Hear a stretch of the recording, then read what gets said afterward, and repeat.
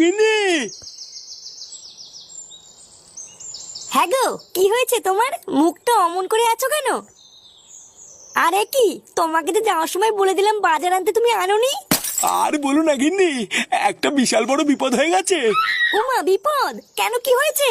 দাদু ভাইকে স্কুলে দিয়ে বাজার করবো বলে বাজারের দিকে যাচ্ছিলাম, হঠাৎ 2-3 জন মোটরসাইকেলে করে এসে আমাকে চাকু দেখিয়ে আমার সব টাকা নিয়ে গেছে গো গিন্নি।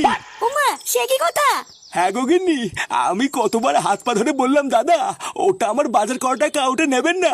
জানো, ওরা আমার কোনো কথাই শুনলো না, চাকু দেখিয়ে আমার সেটা এক লাথি মেরে আমার সব টাকা নিয়ে চলে গেল।